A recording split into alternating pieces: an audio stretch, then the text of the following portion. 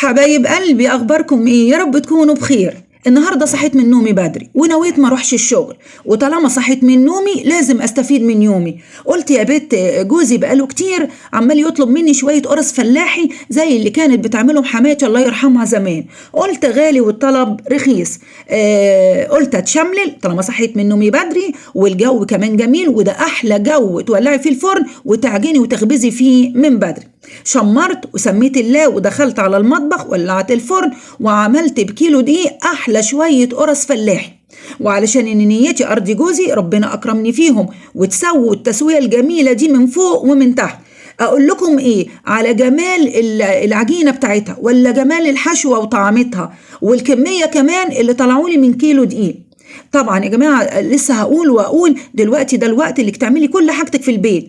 طب ما يلا نصلي على الرسول وندخل على المطبخ على طول.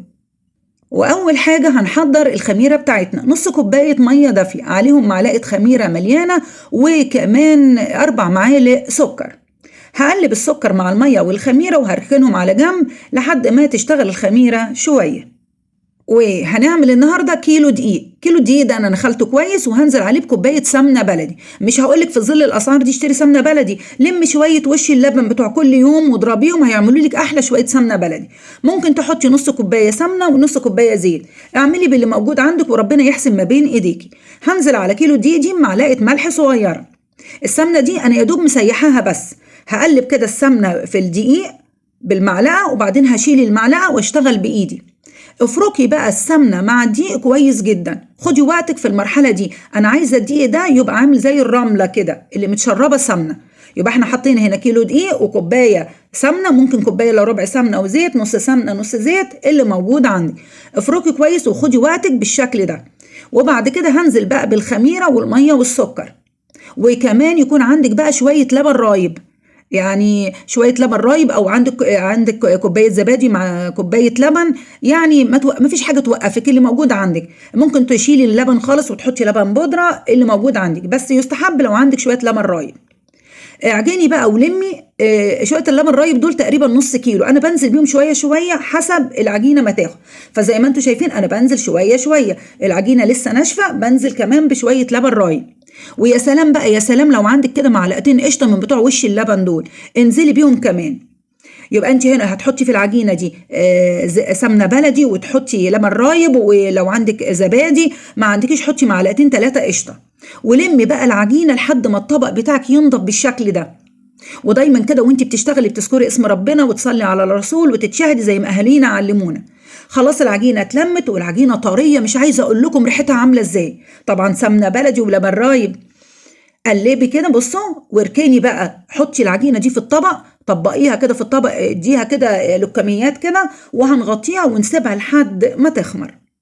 وعلى ما العجينه بقى تخمر وتاخد وقتها في الخمر، وخصوصا في الجو البرد ده، قلنا نحضر الحشوه. معايا هنا نص كيلو عجوه. العجوه دي نزلت عليها ب3 معالق كده سمسم متحمص، ومعلقه قرفه، وشويه سمنه بلدي او شويه زيت او شويه زبده اللي موجود عندك. افضلي قلبي في العجوه دي لحد ما تطرى معاكي، وكل ما تحسيها ناشفه كده زوديها شويه سمنه او زيت او لو عندك حته زبده. وظبطي كده السمسم بتاعها. العجوه دي بس كده تتاكل حاف، قرفه وسمسم وسمنه حاجه ولا اروع. كده خلاص شكلنا العجوه. هبتدي على طول بقى اكورها كور تناسب حجم القرصه اللي انت عايزاه. هنبتدي نكورها. ايدك بقى معاكي طبق فيه زيت جنبك، بتمسحي ايدك كل شويه عشان العجوه تضمني انها ما تنشفش منك في الفرن. في ناس كده بيقولوا العجوه بتنشف، لا، طالما انت حاطه لها سمنه كويس وكمان بتشكليها كده بشويه زيت عمرها ما تنشف معاكي. كل ما تيجي تكوري العجوه امسحي ايدك بمسحه الزيت. نص الكيلو ده هيكفي لك الكيلو ويزيد كمان. وحطي كميه مناسبه، ما تخليش الكوره كبيره قوي ولا صغيره قوي. ونص كيلو العجوه اداني كل الكور دي. بتحاولي تعملي كور على قد العجين اللي انت هتعمليه، كور العجين اللي انت هتعمليها. وما شاء الله لا قوه الا بالله، دي العجينه بعد ما خمرت اديها وقتها في الخمر، وخصوصا في الجو البرد ما تستعجليش عليها. كل ما تخمر كويس كل ما النتيجه تبقى كويسه. وسمي الله بقى وابدأي قطعي في العجينه كور على حسب الحجم اللي انت عايزاه. العجينه دي تديكي من 40 ل 60 قطعه على حسب الكوره اللي انت عايزاها. وطبعا كل ما كان التقطيع مناسب، لا هي صغيره قوي ولا هي كبيره قوي، بحيث حتى اللي ياخد واحده ما يرجعش منها حاجه. مش ده الوقت اللي احنا نهدر فيه وكلنا حاسين ان كل حاجه بقت غاليه ازاي؟ ده كيلو الدقيق وصل 15 جنيه. انا مش مصدقه، يعني كيلو دقيق بقى ب 15 جنيه. بس برضو مهما تعملي في البيت التكلفه مش هتبقى زي لو فكرتي تشتري ربع كيلو من المخبوزات دي من بره، وطبعا مش بالمواد الخام الجميله اللي انت حطاها دي. وما شاء الله كيلو دي عمل لي كل الكميه دي حوالي 55 قطعه. ابدأي بقى باول كوره انت كورتيها، خدي وشها كده خليها على الرخامه وابدأي بططيها تبطيطه بسيطه، وخدي برضو كوره العجوه وبططيها تبطيطه بسيطه ولمي العجوه عليها. الحركه دي بتخلي لك القرصه كده كلها مليانه عجوه، مش في النص بس والحروف فاضيه. وانت بتكوري لو حسيتي ان العجينه كتير عند القفله اقطعي منها حته. انا عايزه كميه عجين مناسبه من فوق ومن تحت. ولما تيجي تبططيها ما تموتيهاش قوي، تبطيطه بسيطه، يعني اعملي كده بايدك ضغطه 2 وحطيها في صينيه مش مدهونه اي حاجه. تاني كده الوش العجينه من تحت هبططها تبطيطه بسيطه، وانزل عليها ب حته العجوه اللي انا برضو بصوا ضغطت عليها ضغطه بسيطه. انا عايزه كل حته في القرصه تبقى مليانه عجوه، وانا بقفل كده حسيت كده ان في عجين كتير اروح شايله حته واكورها كده بين صوابعي. الحركه دي بيخلي وش الكوره املس، تجيلك في التسويه ما يبقاش فيها كده اي تجاعيد. شوفوا كده تاني، اهم حاجه ما تبططيش قوي، ما تموتيش القرصه في ايدك. انا عايزه كده يبقى فيها يعني العجوه دي تبقى بين طبقه عجين من فوق وطبقه عجين من تحت. وطالما العجينه معجونه كويس وواخده وقتها في الخمر هتتفرد معاكي وتتشكل معاكي بكل سهوله. شايفين؟ وطول بقى ما انت بتشتغلي اذكري ربنا وقولي سبحان الله والحمد لله، يبقى استفدتي من وقتك بكل حاجه، ذكرتي ربنا وعملتي عمل ربنا يجعله في ميزان حسناتك، بترضي زوجك وبتملي بيتك خير، ومجهودك كله في ابتغاء مرضات ربنا. اذكري ربنا كده مع كل واحده سبحان الله والحمد لله ولا اله الا الله، هتستثمري وقتك من كل ناحيه. شايفين الجمال؟ هرص بقى كل الكور دي في صينيه قلنا مش مدهونه اي حاجه، وهسيبها لما تخمر. شايفين؟ وادي رصينا كل العجين في الصواني، وقبل ما اسيبها تخمر معايا بقى موس حامي اديها شرطه 2 كده في وسط العجينه، ممكن تديها شرطتين تديها 3 زي ما تحبي. خدي كده صينيه صينيه، ما شاء الله ما شاء الله، مش عايزه اقول لكم الريحه من قبل ما اسويها عامله ازاي.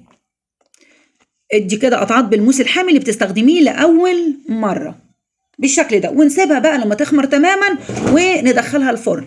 وده شكلها كده وهي في نص التسويه. كل كام دقيقة لف الصينية في الفرن عشان تضمني انها تاخد لون واحد من كل الجهات. في فرن درجة حرارته متوسطة، الفرن ده انا مسخناه الاول قبل ما ادخل الصواني جدا.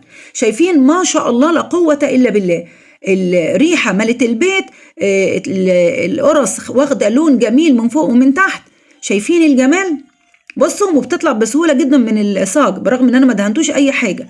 شايفين؟ تعالوا كده نشوف من جوه. شايفين الطراوه؟ شايفين العجينه هشه ازاي؟ شايفين العجوه ماليه القرصه ازاي؟ شايفين الطراوه؟ اول ما تطلع من الفرن برضو غطيها، طعمها ولا اروع. شايفين التسويه؟ قلنا على درجه حراره الاول الفرن سخن وبعدين درجه حراره متوسطه، ونقول ما شاء الله لا قوه الا بالله. كل الكميه دي من كيلو دقيق ونص كيلو عجوه، وما خدتش مننا اي حاجه. كنا قاعدين في البيت رايقين والجو جميل، ولعنا الفرن دفينا البيت، استفدنا من وقتنا وملينا بيتنا حاجة كده بريحة وطعم أيام زمان. ما شاء الله ما شاء الله. وطبعا أنا مهما هعمل مش هعمل زي اللي حماتي كانت بتعملها. حماتي دي لو أحكي لكم عنها يعني ما شاء الله، يعني كانت شاطرة حاجة كده فعلا، كانت ست من ستات الزمن الجميل الله يرحمها. ويا رب كده جوزي لما ياكلها يقول لي يعني شبه بتاعت امي مش زي بتاعت امي. ودي كانت وصفتنا النهارده. اتمنى دايما تستفيدي من وقتك وتعملي حاجات تملي بيها بيتك. اتمنى ان انتوا تجربوها، ولو عجبتكم سبسكرايب وشير ولايك، وتابعوني مع سماسم في المطبخ.